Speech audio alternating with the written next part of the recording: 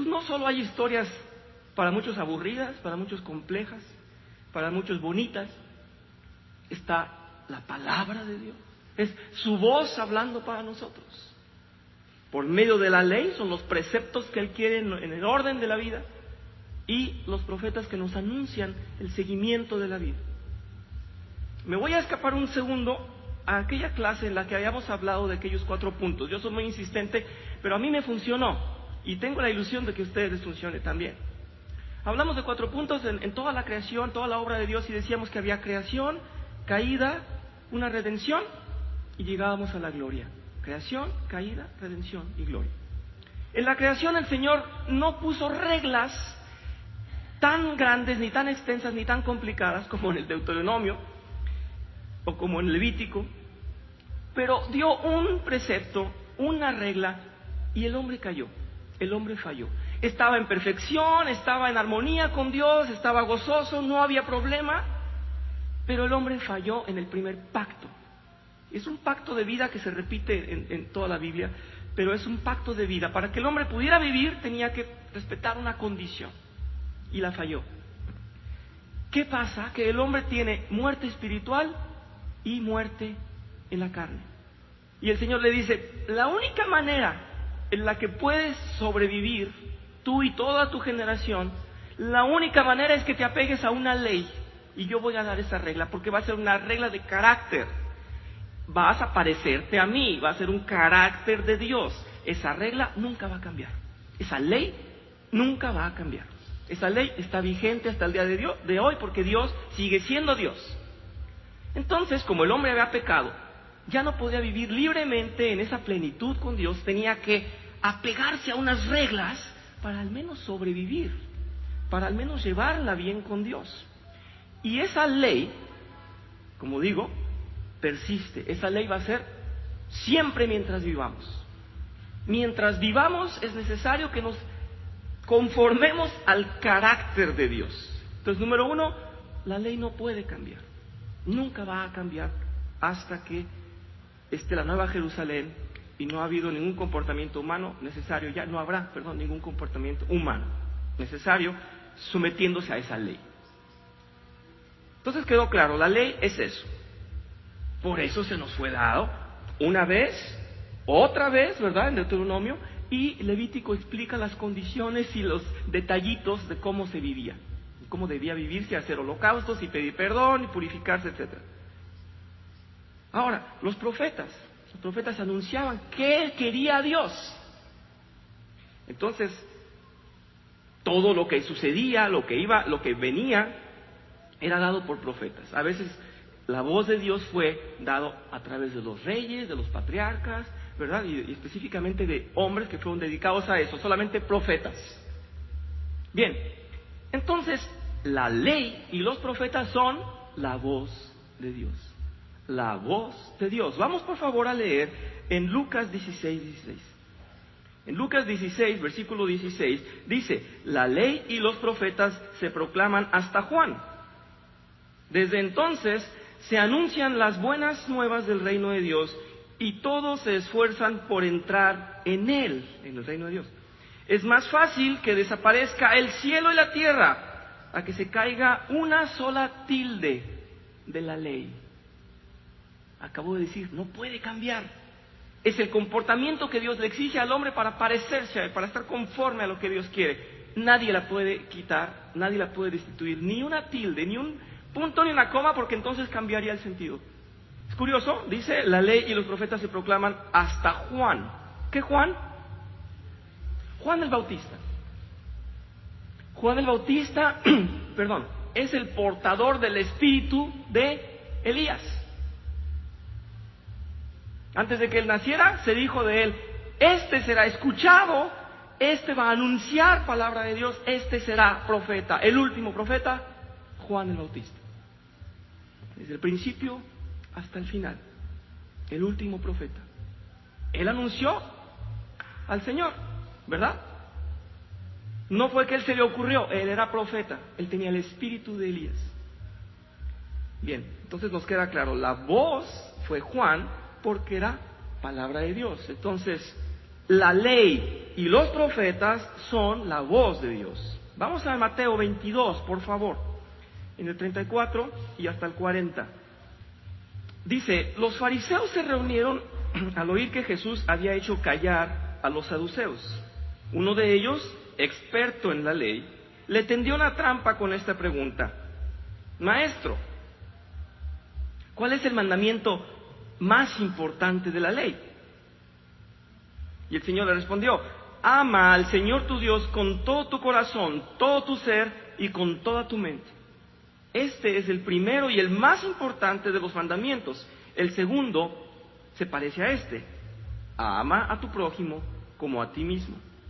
De estos dos mandamientos depende toda la ley y los profetas.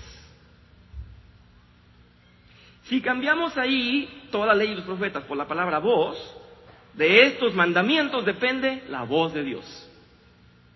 La voz de Dios está representada en toda la historia en la Biblia por la ley, que es lo que exige de nosotros el Señor, y los profetas, que es lo que nos anuncia, que es lo que nos muestra, ¿sí? Me voy un poquito más allá, quiero hacer solamente un acento bien importante. Por favor, vean Mateo, bueno, lo voy a hacer muy rápido. Mateo 17, del 1 al 6. Quien guste, si no, nada más pongan atención, por favor. Este es un punto muy importante que espero que les inspire y les dé mucha seguridad a nivel de una convicción en su fe. Está hablando el Señor Jesús, le acaba de decir a Pedro que de una manera muy dura le dice: apártate de mí, Satanás, porque estás diciendo que yo no me entregue y me tengo que entregar. Total, 6 días después, Jesús tomó consigo a Pedro, a Jacobo y a Juan, estamos hablando de la transfiguración, el hermano de Jacobo, y los llevó aparte a una montaña alta. Ahí se transfiguró en presencia de ellos, su rostro resplandeció como el sol y su ropa se volvía blanca como la luz. En ese momento se les aparecieron Moisés y Elías conversando con Jesús. Voy a parar ahí. Moisés y Elías. ¿Les suena algo? Los representantes. ¿Quién dio la ley? Moisés. ¿Quién daba la voz para vivir y qué venía y los anuncios y cómo hablaba Dios? Pues los profetas. Elías. La voz y los profetas, es decir, Dios les iba a decir algo muy importante. Dios iba a hablar, les estaba diciendo a estos judíos, que eran los discípulos del Señor, les estaba diciendo: aquí está mi voz, la ley y los profetas, y les iba a hablar. No se aparecieron nada más así cualquier personaje de la Biblia. No se apareció Abraham, no fue al azar, es perfección. La ley y los profetas juntos hablando con Jesús. Pero fíjense, Pedro le dijo a Jesús: Señor, qué bien que estamos aquí. Si quieres, levantaré 3 albergues, uno para ti, otro para Moisés y otro para Elías. Lo digo muy rápido. Hay una fiesta judía en la cual se recuerda aquella salida de Egipto, aquella huida en la que tenían que vivir en campamentos, así como sus antepasados. Entonces, ya el pueblo judío hace una fiesta de los campamentos o de las enramadas.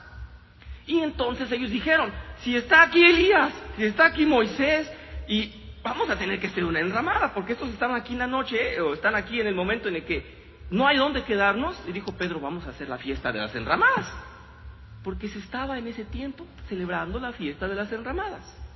Dijo Pedro: lo menos que puedo hacer es empezar a organizar, y estaba temblando porque el Señor estaba blanco como la luz del sol.